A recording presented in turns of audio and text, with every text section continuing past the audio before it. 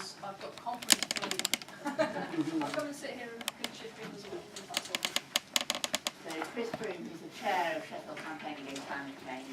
Going to say a bit about how we're using this in Sheffield. Okay, hello everybody. I know a lot of you from Sheffield, but just to tell you a little bit about the organisation generally. I think we were formed in 2005, but before the Climate Jobs campaign started, we're already pretty well established. We've had a number of public events, and we already go and see the council and speak to officers. And we've also got a very successful newsletter going with about 500 names on it, and it's probably increasing a bit now. So we're already sort of fairly well known and you know, active within the city. I started off in 2007, and at that stage it was very much a case that climate change was this huge issue that seemed to be not being discussed at all and not being part of the political agenda, and it was something we were really having to push the climate science, that there was this huge problem out there that we have to draw people's attention to and create some positive action about. Now, the end of 2008, there's an economic crash. Lots of people are concerned about their jobs. It's something that happened nationally, and you really see this in Sheffield. We've got lots of public service workers, so you know they're going to take the brunt of the cuts, and you know it's also not a home of like huge numbers of bankers and highly paid. So it's it's going to take its fair share of problems, which has two effects. People are starting to worry about financial insecurity themselves, and we're starting to become much more aware. It's very obvious about inequalities, both in the city and nationally, and these things are becoming very clear locally. So around the same time, our national group, the Campaign Against Climate Change, national organisation, started to look at how we actually engage more people, more organisations in the climate agenda, and forming alliances. So we followed the lead of the National Climate Alliance and formed our own local Sheffield Climate Alliance, and we wrote to all the groups that we knew, unions, and there's lots of environmental groups that are linked to Sheffield, Friends of the Earth, Green Party, Greenpeace, very much a transition movement as well. There's Sheffield Transition are very active, and starts to look for ways in which we could cooperate on campaigns and pool resources. And another factor that's going on at the same time is comes from national government, but there's a move for more local democracy. And in Sheffield, if you present a petition of more than 5,000 signatures to the council, you get a 40-minute debate in the full council. So there's a little target there. So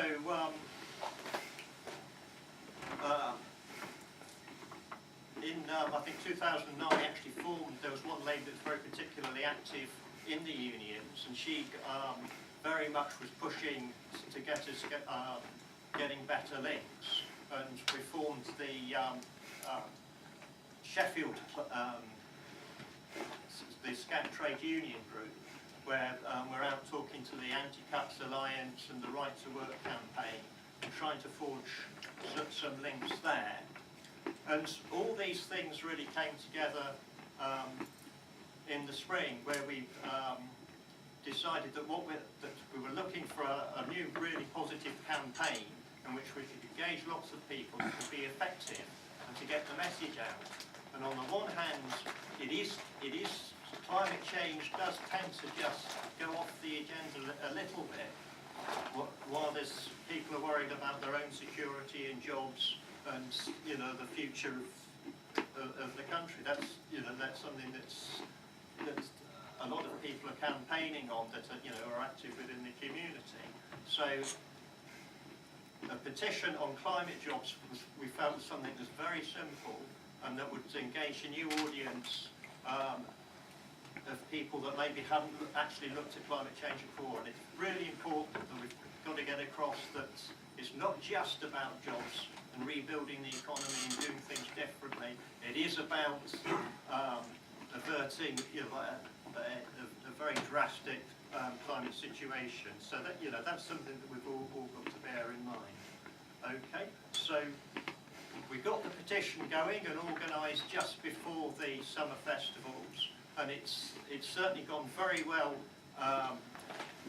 At the festivals, at the Green Fair, organised by the Green Party in June. That's the first one we did, and they were going like hotcakes. The sheets, we're giving people sheets to take away and sign. We're taking lots of mixed signatures, and at places like Sharrow and Low Edges, where you don't get a sort of a high concentration of sort of environmentally minded people possibly that would normally be involved in what we're doing.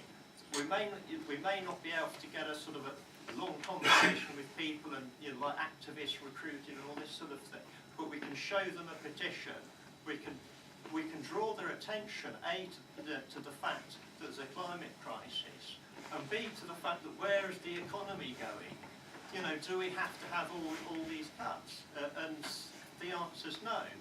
We need a change in the way things are done.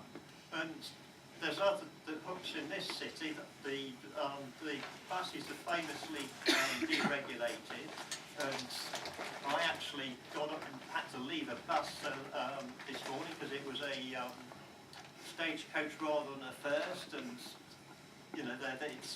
there's lots of frustration for fragmented public transport system. So there's also these issues coming in, and Sheffield's of course a steel city as well, so great potential for building renewable energy technologies. So on the stalls we've gone on very well. With the unions, we have got the Right to Work campaign interested. They organised a climate jobs meeting with us a couple of months ago, and we're also sort of in league with the Anti-Cuts Alliance. But one of the things that we are finding at the moment is it is very difficult to actually get it really taken to the heart of the anti-cuts groups, because there's obviously so much else going on. Where, you're dealing with a lot of issues where there's council cuts, there's people losing jobs, there's the NHS, there's huge numbers of other issues going on. So at the moment, I think we're at about 1,000 signatures. Is that about? We've never actually stopped to count. We've recently, nothing to do with me, but we've managed to we're just about to send out a link to a e-petition, and we're hoping that then it'll go viral, and it'll be very easy for people on the mailing list to send it out to others, and the Climate Alliance groups to send it to all their members, and we're hoping that then we're going to really boost the petition up. We're going to present it to the council meeting in December, 2nd of December. 7th. And so yeah, still lots of work to be done. So hopefully we're going to sign it at the end, and we'll see how it goes.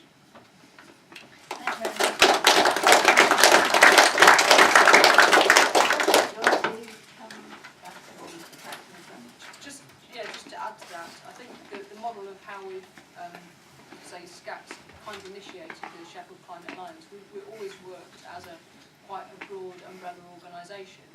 and it's been very good to formalise that and to enable other organisations which have ranged from churches and NGO type groups and local community groups, Andershire and trade unions to get involved and to link up with us and to understand more about the campaign, and to just reiterate really what Chris has said, that it is really a really positive thing when you're able to talk to people who are not necessarily political, not environmentally aware, but to talk to them about climate jobs, because it is something that really makes sense to people.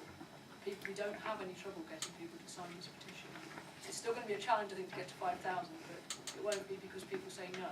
It will just be because we haven't actually asked enough people. And if we can ask enough people, I think we will get that debate and actually bring this to Sheff City Council. Thanks, Jenny. Just welcome people who've come in, and it is the chance now to hear back from everybody here and have some good debate. So does anybody want to come